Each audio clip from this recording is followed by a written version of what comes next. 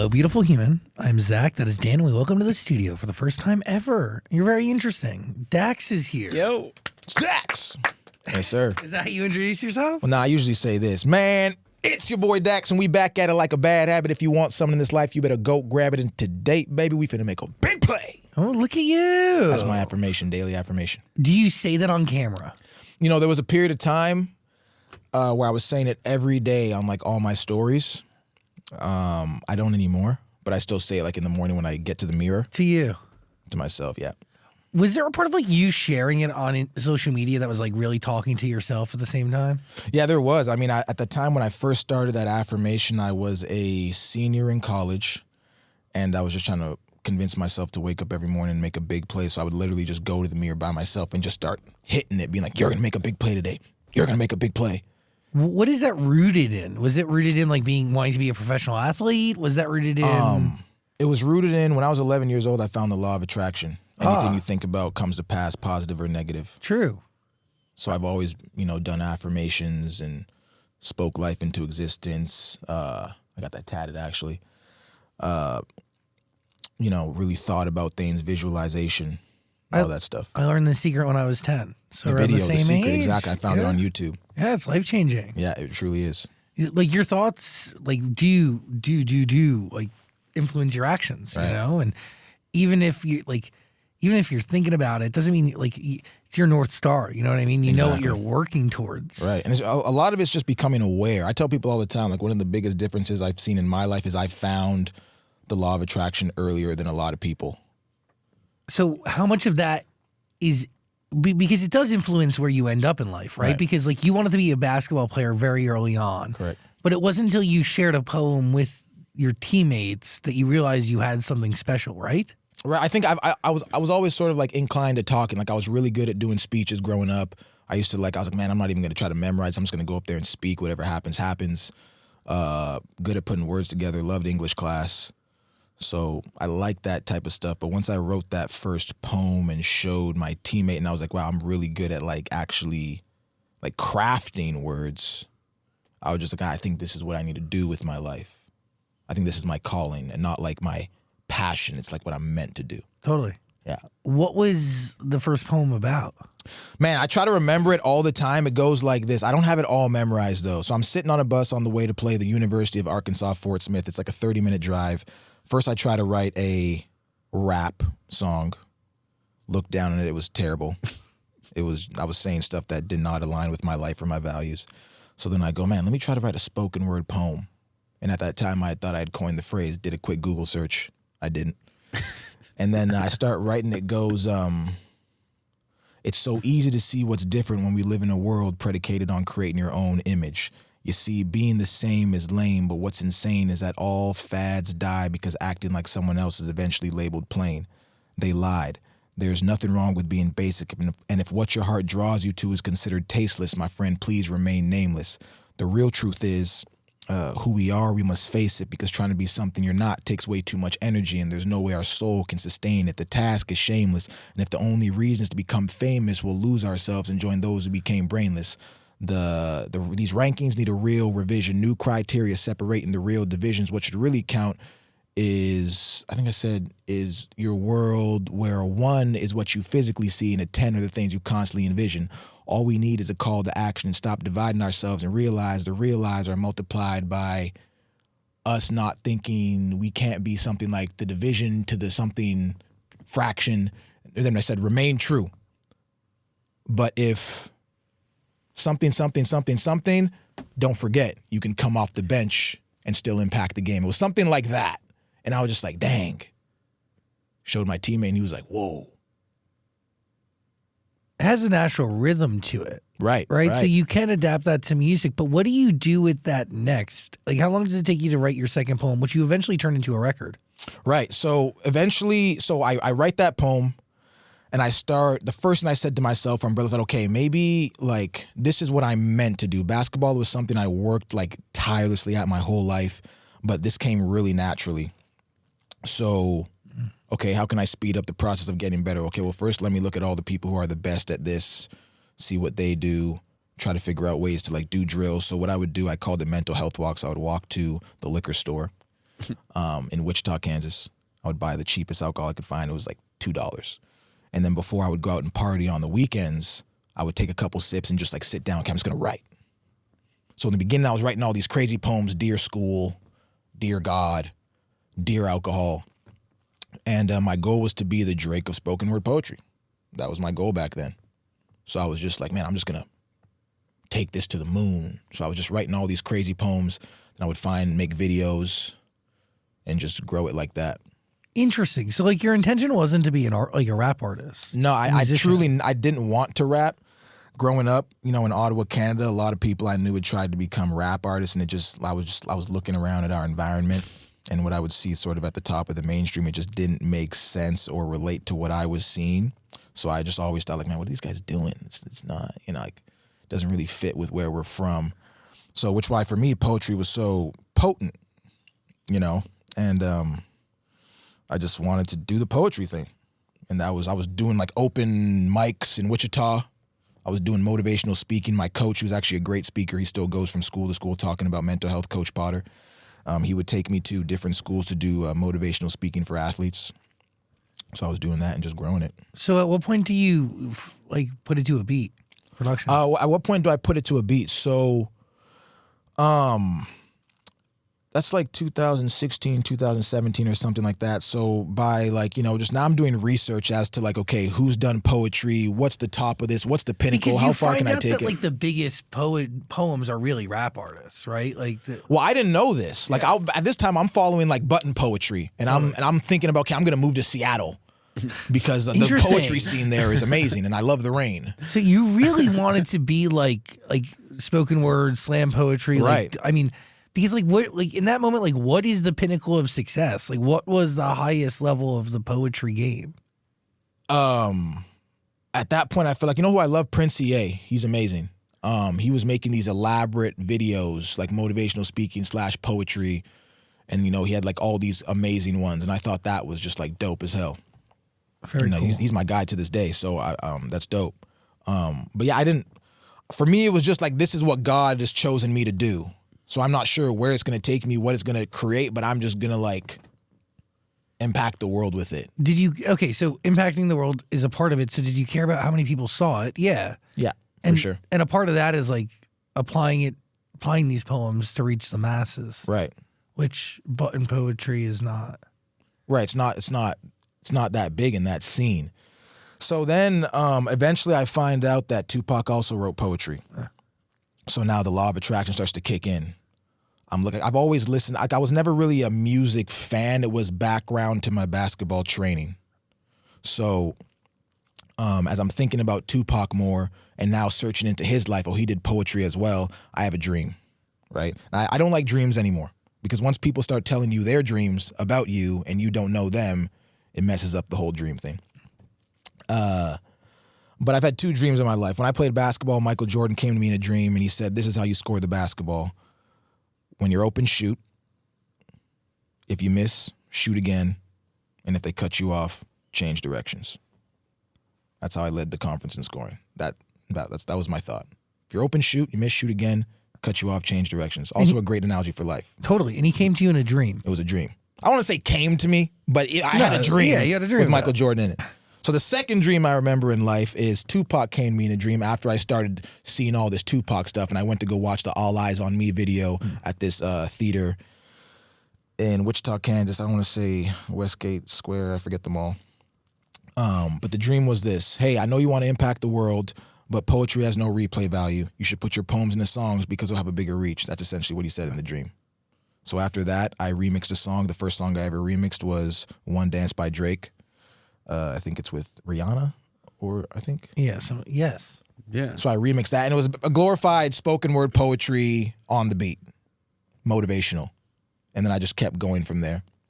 When do you realize you need to get your own beats? Never. I still remix beats to this day. I think it's fun. One of the ways I really accelerated my path of improvement, okay, who are the greatest rappers of all time? Okay, their beats must be the most difficult. So let me rap on these. So I'm working on a remix right now, but I still have my own music, obviously. But for me, that's working on my game. How do you determine which stories or which poems go to which beats then? I hear a beat and it just comes to me. So everything's like right there in the moment? Is that your process? Yeah, so what I do is I tell music is the only thing and writing is the only thing I've ever completely trusted. Where I'm just like, I'm just going to trust whatever happens.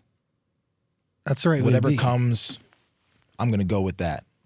People work a long time to get there, you know? Right. Build the process, like build up the confidence to kind of just trust whatever. Right. I think I could feel it because basketball didn't come naturally to me. So I remember building my jump shot from the ground up. I remember sitting in my basement on the chair, like starting to work on my right hand because I had absolutely no dribbling skills with it. And I remember it then becoming really good. So I knew the feeling of how I felt when I started writing. I was like, oh, I'm already good at this. Based off basketball, it was like I have to build this from nothing. So like, it was just a different feeling. Yeah, you understood what it was meant to Right. like be natural at doing something. Like Exactly. You were meant to do something. Right. And that's when I wrote that first poem, it was like a monkey was taken off my back. You know, because you go from like, man, I really got to do this basketball thing. I'm 6'2". I'm not going to the NBA. I'm going to have to do the overseas slave and do this and that till you write a poem and you're like, whoa, okay, I like this. I'm good at it. I'm going to just take control of my life. There was a different path. Different path. That's really special. Hello, beautiful human. Every year, millions of gamers experience IGSS, inadequate gaming setup syndrome. Luckily, a cure has been found. You have to go beyond. With the Vibrasonic mattress by Beyond Sleep. This thing has 6 built-in subwoofers, USB ports for charging, LED lights so you never stub your toe. It gives you an acoustic massage when you want it, plus adjustable degrees of comfort. This right here is the best way to game ever. Cure your IGSS today at BeyondSleepTech.com. Well, so today, do you consider yourself a poet, a rapper, an artist? I like the word artist. I don't try to put myself in a box. I like to write things. So I primarily focus, I don't even focus on really genres. I focus on the words of a song. However it sounds is really not up to me. I feel like it's, you know, whatever happens when the beat comes on. But I like the word poet, poet, artist. So do you write to beats or will you just write with Yeah, now I don't like writing poems anymore without a beat. Like now it's like I hear the beat and I just do what comes naturally. And then usually it's like I'll determine the importance of a song based off of like the first couple lines. What does it mean to be important? So there's topics, right? It's like when I wrote Dear God, I was like, okay, well, everybody believes in something. And if you believe in nothing, that's still a belief in something. So everybody's going to have an opinion on this. So the landscape of importance in terms of like foreverness is huge. It's always going to be relevant. And instead of making statements, I'm asking questions. So when I said, Dear God, there's a lot of questions that I have about the past. I said that in the car when I heard the beat. And I was like, okay, this one's important. So now I need to take my time and figure out all these questions that a believer would have through their process of believing, which I went through as a child who grew up in the church, you know? So then that took me like 6 months to write, 6, 7.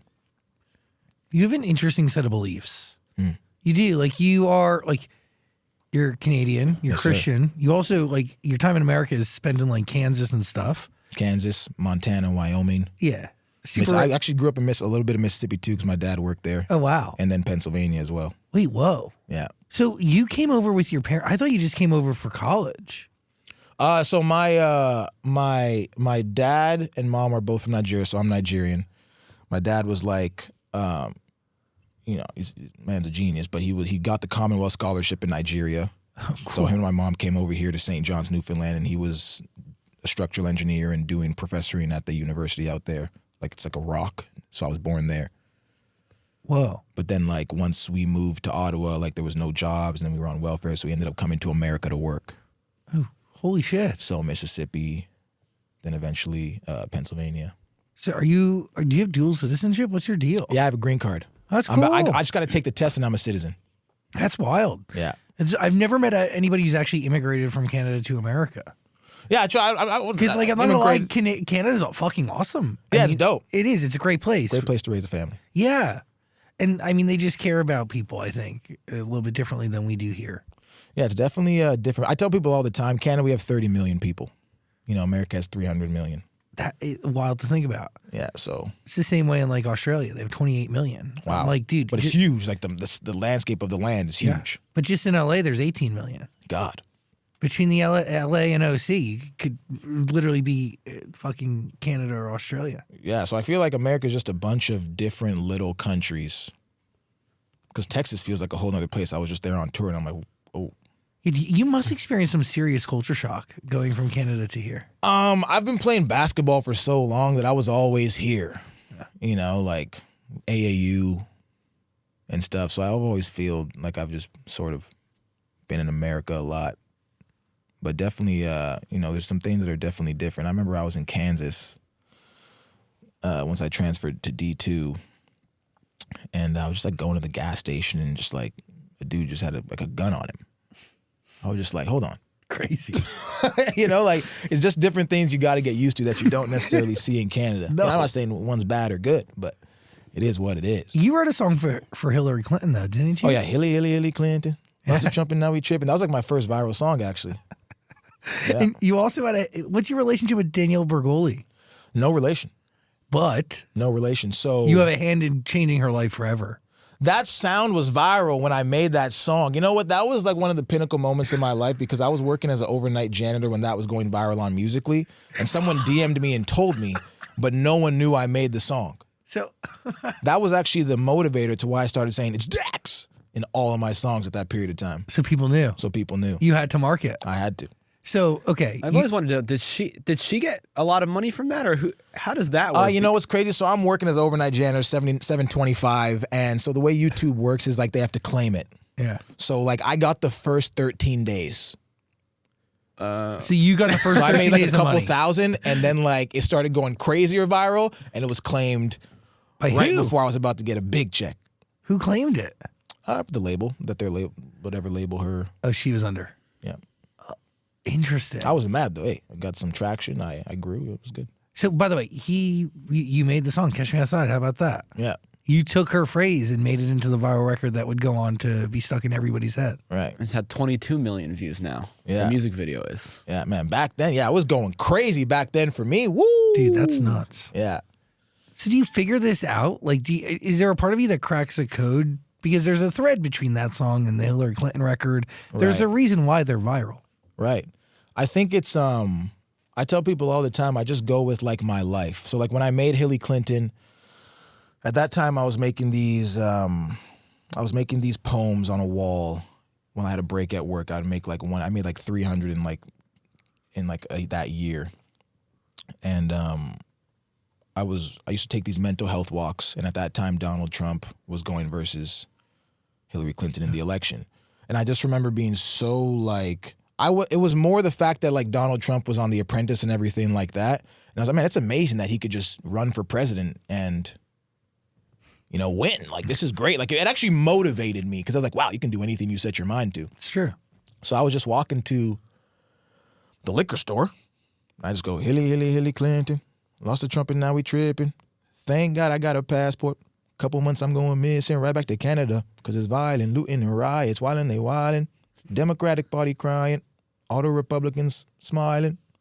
So I was just describing What was going on? what was going on. Everyone's going crazy. I got my passport, so if shit hits the fan, I'm out. And when do you okay? So what do you do? You just know you need to post this and turn this into something instantly? So what happened was I posted it on that screen that I was taking all these motivational videos cool. on. So I just posted it as a joke, just that hook. So then once I post it, I see quickly, this has the most traction of anything I've ever posted recently. Out of like 200 videos I just posted, right? So then I create a plan. I like to write stuff down. So I'm like, okay, who is this involved with? Okay, well, it's a remix to Designer's song, Timmy Turner. I would love to get it on World Star because it's funny. And then I forget who else I hit up. So like for 3 days, or like I think it was 3 days, I had all of my supporters at that time, like just spam World Star, Designer, and Funny Blacks. Because I'm black. And it's funny. So I had them spam these accounts for 3 days. I'm talking uncontrollably. On the third day, all three of them posted it. Designer, World Star, Funny Blacks. Amazing. So then I was like, well, you know what? I got to make this into a music video and a song. So I made it a full song, went and recorded it, made it a music video, put it out, and then boom. So that was my first viral song. Holy shit. Yeah. So what from that practice do you still carry with you today? What from that practice do I still carry with me today? Yeah, like from that process. From that process,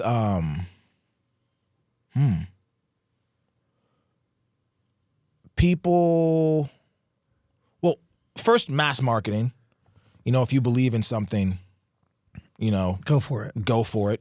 And it's not going to happen right away. Like, I had to spam these things for 3 days. You know, most people probably give up or just get a couple people the message. I kept going. Then even once I made the music video, I still had to go hard promoting it. But also just trusting your gut. Not giving a, I don't want to say the F word, not giving a F what people think.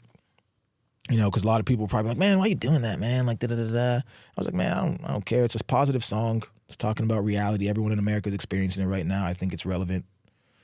And, yeah, I think that's what I take from it. Just go hard, maybe. When did the music hit to a place where you were able to give up being a janitor and pursue it full time? Once I graduated, I had to do an extra semester due to some other crazy things in school. And some other crazy things happened. And once I graduated, I was just like, you know, so first I saved up money. I wanted to save up enough for like 4 months of rent or something like that. Healthy. So then...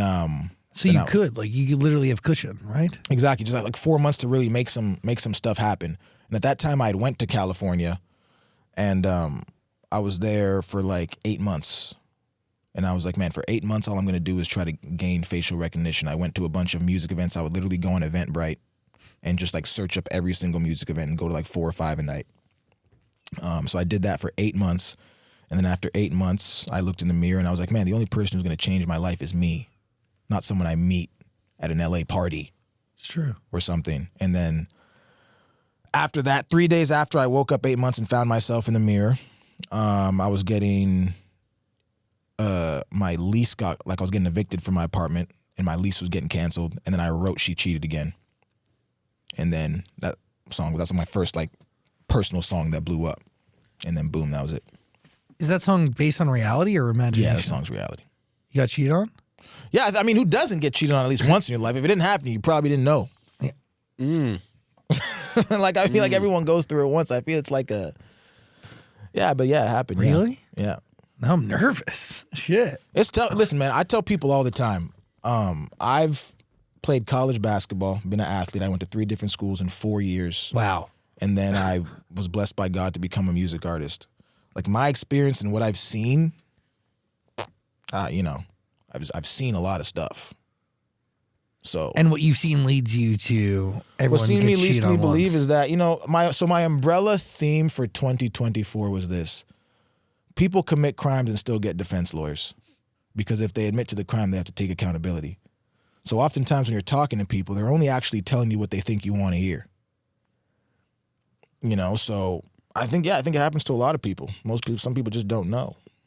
So do you write it from a place of actually being cheated on? Yes. And She Cheated Again, yeah. Yeah. In that song, yeah. Did you know that song was going to be special? I had a feeling. I remember the day I was writing it. So the day I wrote it, it had already happened. You know, it happened like months prior to that. But I was in like this whole phase of like, okay, now I'm in, you know, I had just gone to, at that time I was in LA and I was, you know, trying to, you know, become a music artist. I'm going to all these events. I wasn't really in tune with myself. I was trying to find myself instead of creating myself. Totally. Right? So then when I wake up in the mirror, I said, man, the only person who's going to change your life is you. I really took a second to look at myself. And at that time, I was going through shit. You know, I haven't told people this, but there was a time when it was like, you know, you go through some crazy shit like that or whatever, because it was a crazy story where I was like, man, I would rather like, it's crazy to say, but like I would rather talk to a stripper because at least I know where she's going. Interesting. You know, rather than like someone cry on your arm and then all of a sudden you find out some shit. You're like, damn. So I was in a sort of a messed up mental place. And then I just internalized that once I found myself in the mirror that day, went to the studio, and that was a song that came out of me. But it took months to get there. Yeah, it took months. Interesting. Yeah. Really is. What are you thinking? You just said like it was God's plan for you to be a musical artist, and the first thing you said when you walked in here is God is good. Mm-hmm. But then you have Dear God where you're questioning God and everything that comes with it.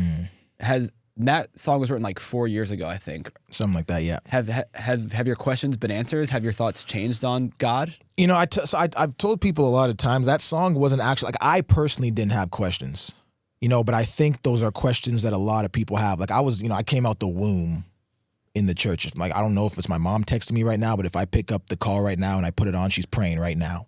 So I've never questioned it, you know, but as I'm going through the church, you know, I did confirmation, I did communion, I was an altar server, I was in the choir. Yeah, you did everything. So I did all of that. But I do know you get to a certain point where you start asking yourself these questions because now you're of age and you're like, okay, well, why are we doing the same routine every day in the Catholic Church? Okay, why does the deacon in your church end up being a child molester? Do you have answers to the questions you were asking in that song? Or is it part If I of... sit down and think about them, I could probably answer a lot of them. Yeah. You know, I think one of the biggest answer to a lot of the questions that God grants us free will. You know, God helps those who helps themselves. So you can be put on a path, but you still have to make your own choices. Totally. By the way, religion and manifestation and collective energy all have very, very similar things. Right. You know, I can only say that as somebody who, like, literally everything you just listed in the Catholic process, I did. I used to go to church every day for years. Right. You know, I can tell you every movement of a mass, like the back of my fucking hand. Yeah, I think there's a correlation between prayer and the law of attraction. It's like, you know, Totally. manifesting and thinking about that is a form of prayer. But it's also collective energy. I think collective energy, also I think religion and science and collective energy have more in common than people think. What is collective energy? I think it's this idea that people sit in one place and they hopefully have similar threads of how they're thinking and what they're putting out there into the universe, right? Through prayer, through chant, whatever. I mean, there is power to that. Superpower. It is a superpower. But, yeah, to what you were saying, yeah, I didn't necessarily have questions myself, but I understood that, you know, like going through the lifespan of a believer, you have these questions. And, you know, I guess, you know, the church in itself will probably say, oh, you shouldn't question God. But I think God knows we question him. Some of us just don't say it out loud. So like, if I can create this song where it sort of summarizes all the questions someone may have, it may actually bring them closer to God. Totally. Because, you know, at the end of the song is saying, although I have these questions, I'm still a believer. So I end this all by saying amen. So I think the song was about creating a place where people who are feeling, you know, on the wall or on the fence can go like, man, you know, maybe it's okay that I have these questions, but I'm still a believer and that's okay. I think in order to believe in something, you should question it. Right? In order to believe in something, you should question it. Like, I feel like if you just go into something blindly, like I mean, yes, you can believe in that way, but like, I don't know. I agree. People should ask questions. I think it happens that's the naturally. way the world works. Right. It happens naturally. Even when it's just like, let's say you're born into, I remember when I was in Pennsylvania, there was the Amish community. You know, people get born into the communities all the time. And sometimes, okay, and then you leave, you know, once you get to a certain age, then you come back and you have to make that decision whether or not you want to do it for the rest of life or whatever. So like, I think that does make sense because you're naturally going to question anyways. So, yeah. Does writing these lyrics, though, make you question anything you didn't question prior once you started actually writing it down? In terms of God? Yeah, because you do talk about, like, why is there only one of you but multiple religions, and was religion created just to cause separation? Right. Does writing this ever make you think, like, oh, wait, I never thought about it that way? I think so. Sometimes I write songs, I look at them after, and I just like say, man, thank you. Because I don't know where this came from. But I think after I wrote, like, those lines down, I was like, okay, well, you know, religion, you give it to man, you know, and there's over 10,000 plus religions. So essentially, you know, over the course of all these years, it's just telephone and people start making different religions based off of things they like or they don't like. Mm-hmm. So I think the reason why is there one you multiple religions because we're sinners, you know, and people don't like certain rules, so they make their own. Yeah, I mean, that's a question I always have. It's like, why are you able to just continue to make your own religions and you don't like that one, so you make your own? And right. Why do you want to make your own? Do you just want power over someone? Like, right. Love the word power. Do you actually like it? Or Yeah, recently I've been thinking about this thing where I was like, you know what? Every single relationship in the world, there is a dynamic of power. Like someone always has the upper hand. So it's like, do I want to be the person who doesn't have the power, or do I want to be the person who does have the power, just doesn't abuse it? And I've made the decision where I think I want to be the person who has the power, then just do the best not to abuse it. That's the right way to approach a situation. But, you know, power does corrupt. Right. Some people say the only thing that's absolute about power is that it corrupts absolutely. Right? Right. So it's about moral fortitude and strength as a human being and your Right. integrity. Right. We've seen corruption and power throughout history, you know. I mean, I think, you know, it's to return. How does one acquire power in your lifetime? Like, what do you equate that to? Like, how does that influence the path that you're on? There's two ways. I think oftentimes most of the people who abuse power usually are born with it. I think it's easier to abuse power when you're born with it. You know, you look at sometimes people who are born into wealth. Sometimes it's like they're more likely to abuse power than I think someone who's worked to acquire it. Totally. Because you have an understanding of what exactly is. So I like power that I earn. But what is power? Is that monetary? Is that you're going to run for the prime minister of Canada? Like, what are you doing? It's in different ways. I mean, like there's in every single dynamic, every relationship, even, you know, relationship with the dog, you have, you know, dominion and power over the dog, but you don't want to abuse it, you know, because you want that dog is also your companion, so you want to have a good relationship with it. But there is a power you have over it. Yeah, of course. Right. We can't have that over. I mean, in theory, you can have that over a person, but like, Yeah, that's that's not what I was necessarily the talking most about. 'Cause I'm healthy just like, dynamic. yeah, there's always a power dynamic. It sucks to talk Yeah. about, and you try not to because you don't want that to be in a relationship. But the thought of it is there, and I think like just to be aware of it's an interesting. I get it. Yeah. It is interesting. Very. By the way, your latest release was A Real Man. Yes, sir. Does a real man have have power in the situation, or does a real man have power and know how to handle I it? think a real man has power over himself. And I think when we realize that, I think a man's greatest power is the ability to walk away. You know, I don't think you try to exert control on people. You should just have values, and if someone doesn't align with your values, you let them know, and if they can't adhere to that, then you walk away. So That is strength. that is strength. Walking away is strength. How do you determine right now what gets released via your record label and what doesn't? Just whatever. I just feel like it gets in God's hands. Like I think there's things that make more sense than others. I have so many songs, so many that haven't came out.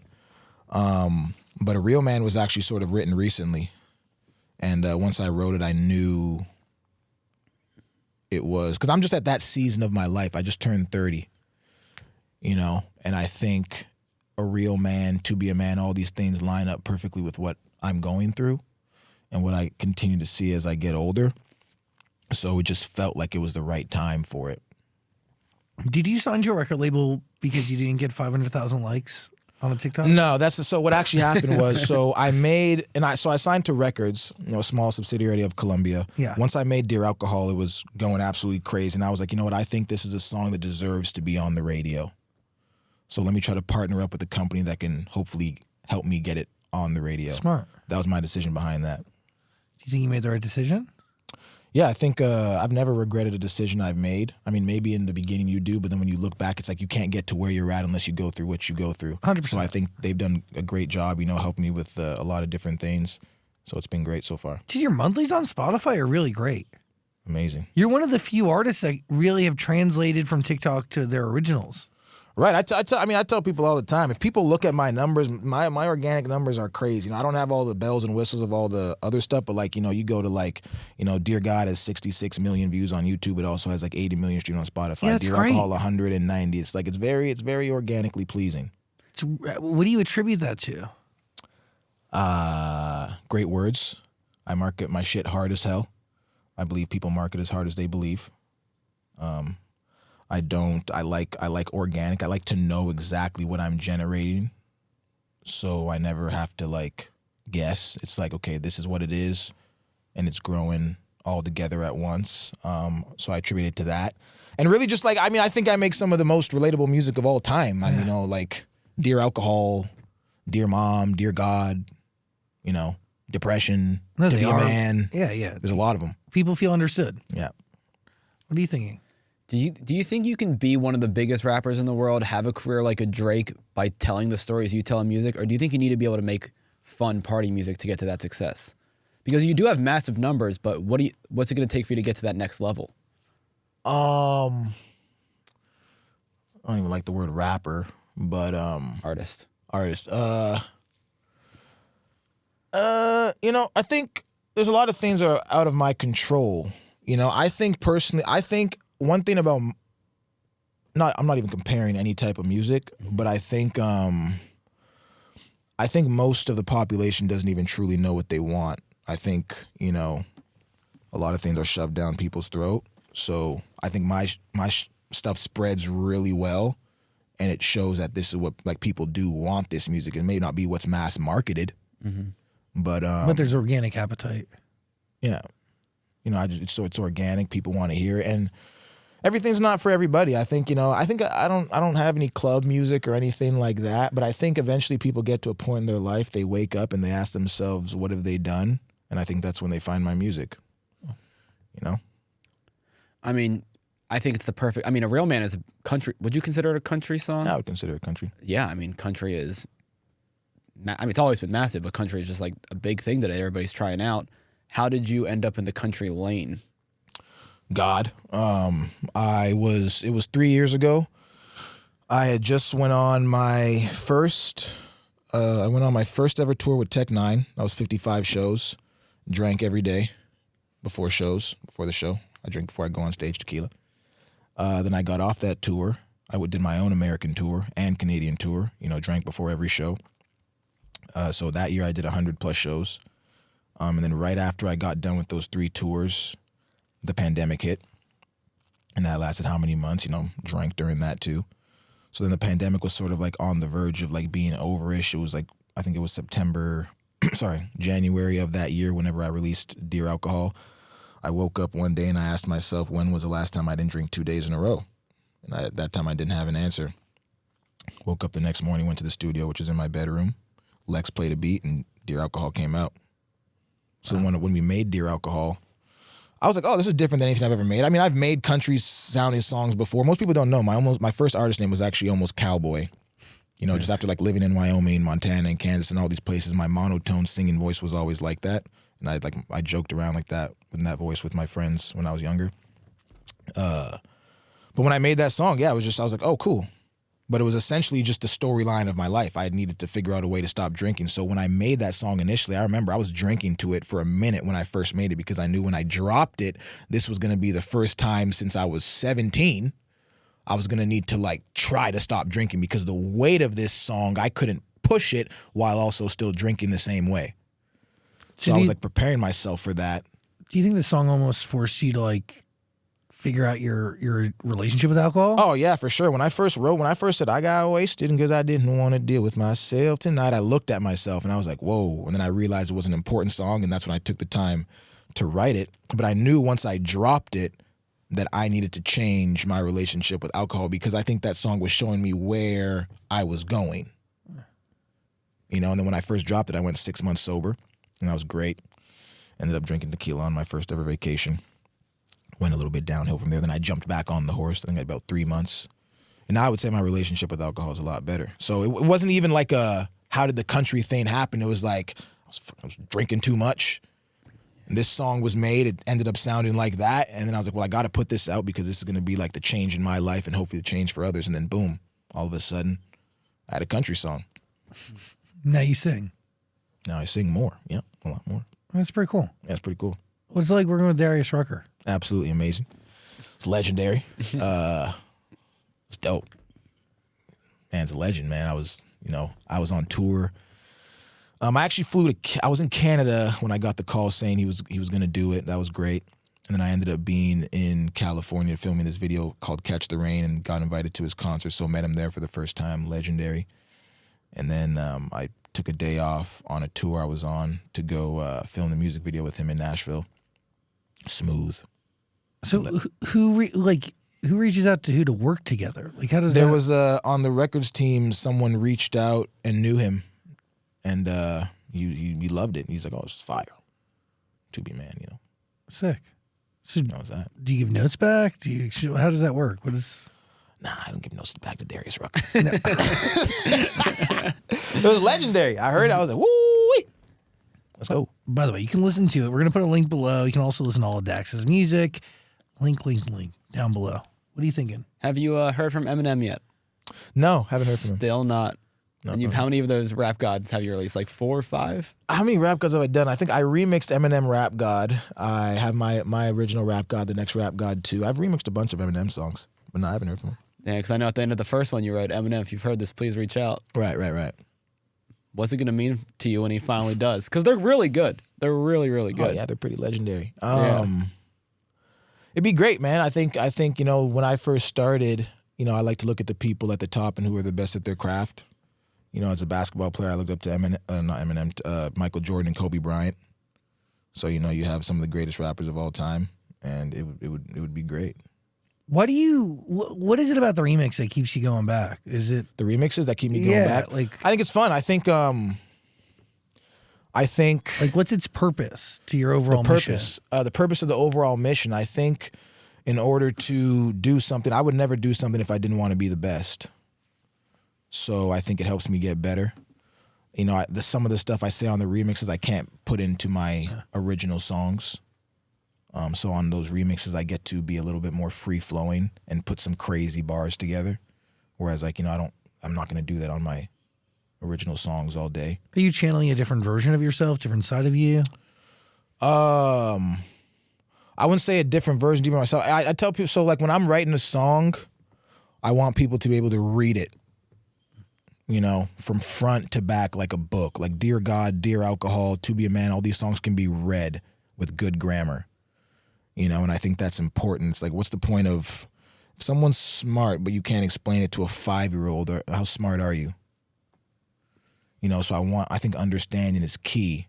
When I do some of these remixes, I get to then go to like this other place in my brain and just like, create triple and quadruple ententes and stuff like that I'm not necessarily going to put in a Dear Alcohol or a Dear God, that I want for hundreds and hundreds of years people to be able to understand regardless of their age. So the remixes are just like fun, less pressure. They don't got to go on streaming platforms. You just enjoy it. You can listen to the music, though. We'll put a link below to grab it all. What are you thinking? Is there any part of you that still wishes you were a professional basketball player? Nah. Once I wrote that poem and I realized I wasn't going to have to slave around, I worked so hard in basketball, man. I'm talking like every single drill, 2-ball dribbling drills, 1,000 shots a day, this, that, out the yin-yang, weights, push-up, da-da-da-da, where I was just like... And what really angered me about it didn't anger me, but it's like I knew I wasn't going to be the greatest basketball player of all time. I wasn't genetically built for it, And I didn't like that. I knew I was like, okay, I can go enjoy it, but like I wasn't going to be the greatest. And I don't feel that way about music because I'm my own thing in music that I don't feel people can compare me to. So it's less comparison, whereas basketball, it's okay, well, who's the greatest? Yeah. So I just feel like I'm in my own lane of music and I can be the absolute greatest at what I do. So it was liberating. So I don't, man. And, people don't understand the money structure even too in that. It's like let's say you only get paid 6-7 months of the year and they tell you, hey, when you're 26, you're retired. Yeah, when you're 33, you're retired. What are you going to go do for the next 40, 50 years? Like, these are hard questions at sports. There's a lot of like sometimes I used to wake up as a child and be like, man, I wish I loved to play the piano. Because I could do it till I'm 90, Sure. Yeah. Whereas with basketball, I was always like, man, this thing's like, I'm like, geez, okay. It's ticking. Yeah, from the second you start, the clock's running down. The clock's ticking. And it's a lot of stuff that's out of your control. So I don't feel that way with music. Yeah, but this is in your control. This is in my control. Excited to watch you to continue your rise. Thank you. Yeah, you have a crazy journey ahead of you. Thank you. You've already been on a crazy journey. Oh, yeah. Still can't get over the fact that you did that for Danielle Bergoli. You really changed your fucking life, dude. Nah, I didn't change her life. I didn't change her life. I mean, you I don't kind of take that. You kind of. I created a soundtrack to her life. That's crazy. That resonated. That's beautiful.